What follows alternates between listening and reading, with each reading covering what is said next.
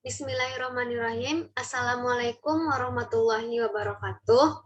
Perkenalkan, nama saya Larasati dengan NIM 1916010151 di kelas Ekonomi Syariah B, Fakultas Ekonomi dan Bisnis Islam, UIN Imam Bonjol Padang. Baiklah, tujuan video saya kali ini adalah untuk memenuhi tugas ujian akhir semester di mata kuliah Kebang Sentralan yang diampu oleh Ibu Wusi Adila Arsy, SE, SY, MSI. Materi yang akan saya jelaskan kali ini adalah mengenai cryptocurrency.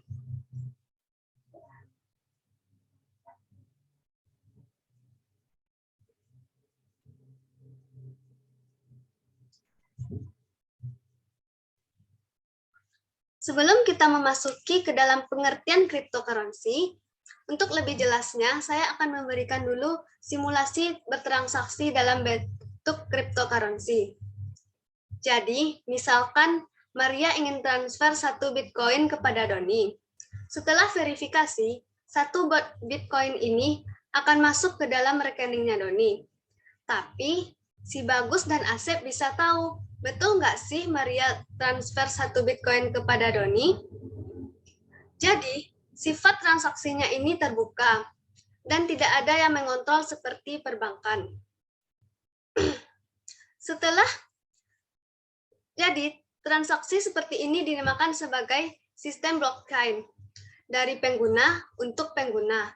Tentunya ada sistem yang namanya anonim. Jadi, setiap pengguna tidak bisa tahu identitas masing-masing orang.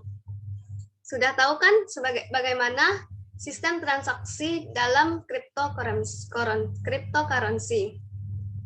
Jadi, cryptocurrency ini adalah mata uang digital yang tidak punya bentuk fisik, yang letaknya ada di dalam internet. Jadi, misalkan kalau kita menyimpan uang tunai di dalam bank, kalau kita punya uang digital, kita simpan di dalam e-wallet. Kalau kripto ini, kita simpan di dalam internet dalam jaringan blockchain. Selanjutnya, fungsi cryptocurrency. Fungsi yang pertamanya adalah melakukan investasi. Prinsip dari cryptocurrency ini sama dengan prinsip ekonomi, di mana harga akan naik ketika terdapat banyak sekali permintaan. Semakin banyak orang yang berinvestasi, maka harga juga akan melambung naik. Akan tetapi, investasi ini termasuk ke dalam kategori high risk atau resiko tinggi. Fungsi yang keduanya adalah membeli barang atau jasa.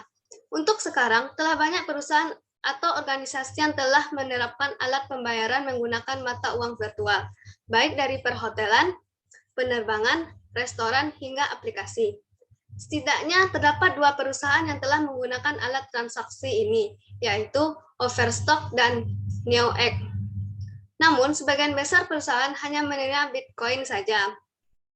Ketiga, mining atau pertambangan. Pertambangan merupakan sesuatu hal yang sangat berkaitan dengan cryptocurrency. Pengguna harus bisa memecahkan teka-teki dari kriptografi yang rumit untuk dapat mengkonfirmasi transaksi dan mencatat dalam sebuah blockchain. Semakin besar daya pengguna, maka semakin besar peluang untuk dapat memecahkannya. Jenis-jenis dari cryptocurrency ini ada Bitcoin. Bitcoin ini merupakan jenis cryptocurrency yang pertama kali digunakan dan sangat populer hingga kini. Bitcoin pertama kali muncul pada tahun 2009 oleh pihak yang bernama Satoshi Nakamoto pada bulan November 2019. Terdapat lebih dari 18 juta Bitcoin yang diperdagangkan dengan total nilai pemasaran mencapai sekitar 146 miliar US dollar. Sehingga saat ini sekitar 68% cryptocurrency merupakan jenis Bitcoin. Jenis yang keduanya adalah Bitcoin Cash. Bitcoin Cash ini pertama kali diluncurkan pada bulan Agustus 2017. Jenis ini diluncurkan karena terdapat sejumlah kelompok pengguna Bitcoin yang tidak setuju dengan aturan yang berlaku. Ketiga, yaitu Tethercoin. Tethercoin merupakan jenis cryptocurrency yang bersifat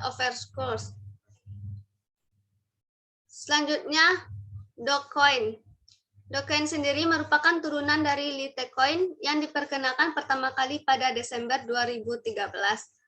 Yang kelima, Litecoin. Litecoin diperkenalkan pada tahun 2011 sebagai mata uang digital peer-to-peer atau P2P yang menghasilkan blok baru dengan kecepatan yang lebih cepat.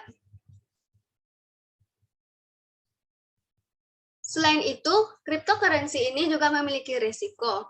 Risiko yang pertama adalah mata uang kripto relatif cukup besar karena media pertukarannya hanya menggunakan kriptografi. Artinya, tanpa ada jaminan aset dari investasi yang ditanamkan. Kedua, fluktuasi harga uang digital ini sangat tinggi, sehingga menjadi salah satu transaksi perdagangan yang tergolong sangat spekulatif. Risiko yang ketiga adalah posisi perdagangan mata uang kripto tidak menjadi aset, tetapi diperdagangkan seperti pasar derivatif. Kondisi inilah yang berpotensi sebagai memunculkan peluang penipuan, penggelapan, dan transaksi bodong.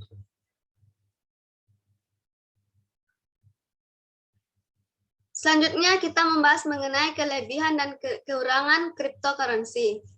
Kelebihan yang pertama yaitu bersifat universal. Cryptocurrency ini dianggap bersifat universal dikarenakan tidak diperlakukan syarat untuk menjadi penggunaannya. Kedua, transparansi. Setiap pengguna dapat melihat berbagai aktivitas transaksi yang pernah dilakukan. Namun, tetap diberikan batasan berupa kerahasiaan identitas orang yang bertransaksi. Ketiga, cepat. Transaksi dengan mata uang digital lebih cepat jika dibandingkan dengan transaksi konvensional. Keempat, kontrol pribadi. Kontrol pribadi memiliki maksud pengguna bertanggung jawab dengan mata uang digital masing-masing. Kekurangannya yaitu yang pertama, celah keamanan. Cryptocurrency ini memiliki celah yang dapat digunakan untuk kegiatan ilegal ataupun kejahatan. Lupa password. Jika lupa dengan kata sandi, maka sangat berisiko untuk kehilangan uang pada akun yang telah dibuat. Ketiga, perizinan. Di beberapa negara masih belum meregulasi mata uang digital dan masih menganggap ilegal transaksi yang menggunakan mata uang digital ini. Baiklah, itulah yang dapat saya sampaikan mengenai materi cryptocurrency. Lebih dan kurangnya saya mohon maaf, saya akhiri dengan Assalamualaikum warahmatullahi wabarakatuh.